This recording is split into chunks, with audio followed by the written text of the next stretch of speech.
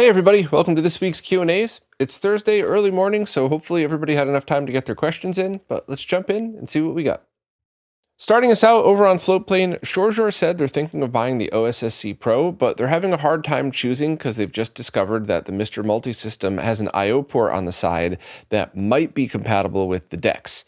Then for almost the same price, they could emulate all of the retro consoles or choose to use original hardware through the system and even do downscaling of newer consoles through the same setup. Do I know if this would work? They've looked into downscaling and they see that the OSSC Pro is superior to the Dexx, but maybe this could be worth it for the extra functionalities. So I'll skip to the end in interest of everybody's time and then go back and explain. But the short answer is this probably isn't the best idea. First, because I don't think you could even buy the Dexx anymore. You could make your own if you wanted to, but there's kind of a workflow setup issue here that might cause more problems than it's worth. So short answer, I wouldn't recommend this, but let me kind of go into details as to why. First of all, the Dexx is a board that connects to the DE10 Nano, the same exact board used for the Mr. project that Marcus, the creator of the OSSC and the OSSC Pro, had made. And it kind of was like a halfway point between the two, because when this was released, the OSSC Pro was on hold because of the part shortage. And this was kind of a fun little thing in order for people to start using it and testing it. But when it first was released, it had to plug into the same pins on the DE10 that the Mr.'s RAM module plugged into. So in order to swap between, you'd basically have to disassemble your entire Mr. setup. And then it had an update that allowed you to plug it into the other side. But then you kind of have this system where, you can't have the Mr. I/O board plugged in, so it would be HDMI only out of your Mr., which might be fine for some people. And then I don't think there was ever a case designed for it. So now you kind of have this weird science project-y looking thing, which, depending on your setup, that might not matter. But don't forget, exposed PCBs means everything's exposed. Static electricity, dropping something metal across it. So that's always kind of not the best of ideas. But also, you still have to swap the micro SD cards out between the two. I think it's theoretically possible for there to be like a Mr. launcher, so that in the Mr.'s menu, you could launch something and turn it into Dexx mode, and then you'd have to power cycle to get it back into Mr. mode. But I don't remember if anybody did it. I think I was just told it was possible, but I think a lot of people who kind of saw this never saw the case for it, never saw an easy way to put it all together. So the Dexx kind of got pushed aside in favor of the OSSC Pro, which is fine, right? The Dexx was an awesome product, and why it came about and when it came about made total sense to me, but the OSSC Pro is just completely superior. And also, I have never tried to do that with a Mr. Multi-System, and I'm not sure it was ever designed to do something like that. So it could work in that scenario. But overall, I just think this is one of those scenarios in which if you were on a tight budget, sure, and that's even assuming you can get a Dexx. But overall, I think this is one of those things where you might as well just kind of save your money and have two different devices, especially because I know you use CRTs as well. So I'm assuming that on your Mr., you're probably going to have an analog output. So it's kind of one of those things where, I'm not at all crapping on the Dexx, but it's more of a test thing than it is for people who use it. Now, if you already bought one and you have this awesome setup, keep it. I'm sure it's working really, really well, but overall, I would just kind of suggest saving up for the Pro and doing that instead, because there's also so many other things you could do with the Pro. And, if you're really into downscaling and especially retro PCs, you're going to have a lot of advantages there. And, obviously the Tink 4K Pro is still the king of the castle here, but that's a lot more money. So I totally understand why you would be looking for cheaper solutions than that. So yeah, I would just kind of think overall, and maybe after listening to my long explanation, you're like, no, none of that applies to me. Everything's totally fine. And maybe I'll even design a 3D printed case for everything. And, by all means, if you still think that that's a good choice for you, go for it. It's just not what I would choose for the setup that you're talking about, especially hearing all the projects that you've worked on over the years. And I'm kind of thinking of your setup, and I think just getting an OSSC Pro might be best. Now moving over to Patreon, Brent wanted to chime in on the conversation of those Hakko desoldering tweezers and suggested they try an eBay search for Hakko 936 solder station with 950 SMD tweezers. I did that search and nothing came up. So I'm not sure if you're outside the US searching a different eBay. That happened the other day. A friend of mine was like, oh yeah, just search for this. You know, one came up for sale pretty cheap and I couldn't find it and it was in their country and there wasn't international shipping. So yeah, maybe that was it. But if you're interested, try it. I'll leave a link to the one that I had found last week on Amazon. And Brent said they had a similar question and they got lucky with the Hakko outlet and found a discontinued pair for mega cheap. Then they snagged the 936 station for about $45, but that eBay listing, which I couldn't find, isn't too far off from what they paid. So, you know, you could always check eBay for stuff like that. And if you find stuff in good quality or in good condition, I mean, then yeah, absolutely go for it. But if you already have a bunch of tools that you've purchased brand new, you know, maybe picking up the SMD tweezers, the official Hakko ones used might be fine, but I don't know. If you've already amassed a collection of brand new tools that you're going to be using, maybe just keep getting the new ones. Totally up to you, and I appreciate you chiming in, Brent. Also, Brent said that YouTube kept deleting the comments, and once again, I got no control over that, and I'm really sorry. Sometimes it's just a mistake. You know, sometimes it's because there was a link dropped in it, and it automatically deletes those, but yeah, I got no idea. Sorry, but you could always post them in any of the support services. None of those block links. Next up, Mr. Bildo was looking for a way to play Nintendo DS games on a TV and is wondering if those USB capture solutions are good enough or if there would be too much latency with them. And this is actually kind of complicated and a lot to unpack, so I'm just going to answer your question first and then get in it. But to answer your question, those USB-based ones that require a computer in order to use have 2 to 3 frames of latency after you do some tweaking to it. So it's one of those things where if you have like a PC CRT monitor connected to your PC, it might not be that bad because you won't have any of the motion blur that you get from flat panels. It'll look pretty cool on a CRT. So, you know, that 2 to 3 frames isn't going to be great, but it's not going to be the worst experience you've ever had. There is kind of a lot to go through to get to that point. Buying them pre-modded are really expensive, and it's a very, very complicated mod. So it's just one of those things that, yeah, it probably work, but there are other alternatives. The best one that I've found was the Nitro DS Capture. It's a blue box. I'll leave links to all of this stuff, but it was actually a development kit that could output, I believe by default, composite and S-video, and someone did RGB mod it, but that's a pretty complicated mod, to be honest with you. And that worked fine. There was a couple of different options. I think that had very minimal latency as well. I think maybe 1 to 2 frames max, maybe just 1 frame. It's a long time ago that I owned them and tested them, but those were fun. And it, you know, that's going to be really expensive though if you could still find them, but that's kind of a neat way to go about doing it. Or you could do those composite video out mods. Tito from Macho Nacho Productions did a couple of videos on them. So that's certainly an option that's available today. You might want to just look into DS emulation, and that might be good enough. And depending on the speed of your computer and which game and what options you're using, etc., it might actually be about the same latency as using the USB capture solutions. So I guess I would start with that just because it's free and you could probably just figure out how to get it connected to your PC or to your TV if you're using a flat panel pretty easily. So I guess I would start there and kind of look into the other options. It's pretty sad that we don't actually have an official DS consolizer kit that could output HDMI or RGB or something like that. There was that notorious one that was a few weeks away, like 5 or 6 years ago, from the same person that did that with about 10 other things that still don't exist. So I certainly wouldn't hold your breath for that one, but I don't know. Is there any other ones out there that I've missed? Is there somebody making a DS consolizer that outputs HDMI or RGB analog video and I just forgot about it, or is it in progress? I know there's a couple of buddies of mine that are constantly working on stuff like that, but I don't know if it ever got past prototype phase. Or maybe I even wrote an article about it and I totally forgot. It is early. I'm sorry. I don't really remember, but I'm pretty sure the information I just gave you is accurate. I'll leave links to everything that I can. And if I got that one wrong, please chime in, anybody in the comments, and let me know.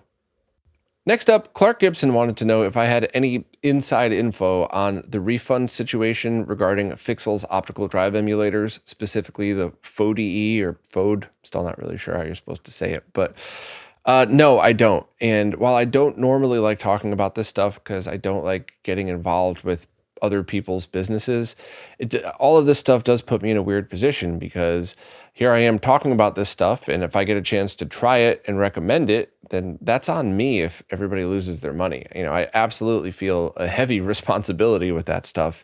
So I will just go over this again very quickly. First and foremost, I don't think Fixel is intending to screw anybody over at all. He seems like a really nice guy, and he just seems like one of those devs that's excellent at dev work and should really be leaving the sales stuff up to resellers like Stone Age Gamer. And I'm sorry if that's a disrespectful thing to say. Felix, if you're listening, I'm just being honest, man. I seriously just consider doing that instead. But the last time I talked to Felix, he said that everybody had gotten their refund and there were just a few more remaining. But I've heard multiple people ask in the comments, even politely, and say, hey, do you know what's up? I still haven't gotten my refund. So the last time I talked to him, it sounded like he genuinely was trying to get the refunds out to everybody, but there's clearly more than one person still looking for theirs. So I don't know if it was a disconnect. Maybe by the time he went to process the refund, you had changed credit cards. That happens all the time. If like the expiration date on your card changes, or if you just get a new one, sometimes that causes issues and the refund gets bounced back. But he stopped responding to me again, which has happened multiple times. At the point where he actually gave me his cell phone number and said, just, text me if you need anything. And he stopped responding there too. So I have no idea what's going on. I don't know why the relaunch of the website never happened. I really hope that everything's okay and he just got sidetracked with business stuff. I hope that there's no issues preventing him from doing that. Because once again, there's zero signs of a scam here. Zero. There's all the signs of somebody who just isn't really great at the sales side of things and really should have just kind of not taken pre-orders and stuff like that. But it stinks because these seemed to be awesome products. These seem to be really great and seem to be stuff that people could really use and rely on. So, I'm really sorry that I ended up recommending something that you may have lost your money on, but go through all the normal channels at this point. And, I try not to get involved, but when it's this weird, I guess I have to say something. This is one of those things. I know I say this all the time, but if I had the choice, I would only say positive things, or if there was something negative, it would be joking between friends. I would love to keep this 100% positive, but that's not how life works. And that's also not fair to people like you who spent your money on something. And now, maybe even based on my recommendation, and now you can't get the thing that you spent your money on and you can't get your money back. So I guess I have to address it sometimes. And by all means, Clark, I'm not mad at you for asking. Of course, you're looking for a way to get what you've purchased, but I got no answer for you. And yeah, also, I've said this before, but I'm not going to stop promoting new stuff because a couple of times it, fell flat on its face. I still truly think that most of the people I've worked with were trustworthy enough. They got your money or your product eventually. A lot of people have very unrealistic expectations for when things will ship, but they still get your product out. And I don't want to alienate newcomers in the scene because of previous bad luck. The only thing I would suggest is kind of follow the release plan of all of the successful products. Get prototypes and demos out to multiple people so that people can publicly test and show what you have working on. Then if you have to do a pre-order, try to finance as much of it as you can yourself. So maybe it's something like you make the first 50 or 100 on your own. And then once it's out in the wild and people know it's real and people know that your manufacturing chain works and there's no issues, then take pre-orders for the next batch. But also let that weigh heavily on you as well. You have a lot of people's money and you have to deliver. So those are just my suggestions. I've been doing this for a long time, not just in retro, but in previous companies. I know how hard it is to make products. I know exactly what it's like to dump a ton of your own money on something to have a problem that you need to fix, and manufacturing, supply chain, QA, whatever it is. So I always am sitting here in the middle, sympathizing with both sides. But yeah, this sucks because Felix's products were great. He seems like a really good guy. It sucks that this happened. So sorry, Clark. Next up, DJ Umi has an 8-inch Sony PVM RGB monitor, one of those awesome little monitors, that same one I've been using for years. It's always hooked up to my oscilloscope. And they want to use it to play N64 games, as well as use it to play emulated games, everything up to 7th gen, Steam games, and videos from PC. They'd like everything to be as compact as possible so it could fit into a rolling cart. And they're kind of figuring out what's the best way to go about doing this. The N64 part is the easiest. Just get an S-Video cable. You're probably not going to notice a difference. Well, you might notice a difference between S-Video and RGB if you wanted to go down that road, but it's not really going to matter on such a small monitor. And S-Video output's fine. To be honest, on that small of a CRT, even composite video from an N64 is going to look excellent. So I think you're good there. But the hard part is, what about all of the other stuff? Do they build some kind of PC that has a specific graphics card that could allow for 240p or 480i output? Or do they just get a standard PC or old laptop or something like that and connect everything to the RetroTink 5X and then use that to downscale? And I think that the second option is going to be better overall, because you're going to run into a lot of issues if you need to do 480i output from a PC, which is definitely possible. But remember, this is looking to be for a wide range of uses, everything from videos to, to PC games to emulation.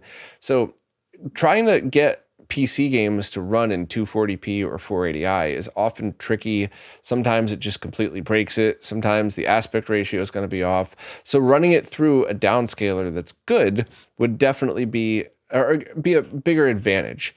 So all of the latest processors can do that. The latest RetroTinks, so 5X in both 4Ks. The OSSC Pro obviously is an amazing downscaler as well. And you could even use like GBS control, except they already own a RetroTink 5X. So what I would say in this case, without a shadow of a doubt, is to just get an HDMI to component converter and try messing with it as is.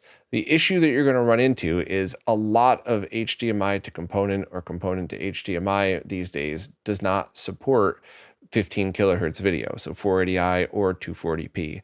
So you're going to want to buy that first and just do some very, very basic testing. Even if you just like put a 480p image into the Tink 5X, downscale it, and run it through this into the PVM to see if it works. And you might have to buy a couple of them and then just return whichever ones that you don't use or that don't work, which stinks. I hate doing that. I hate doing it for all of the reasons, right? The poor seller on Amazon that has these, some people are just good sellers trying to resell the same thing they've always had, and they're getting new models from the manufacturer that don't support this. So if you do have to return it, make it clear, does not support 15 kilohertz video.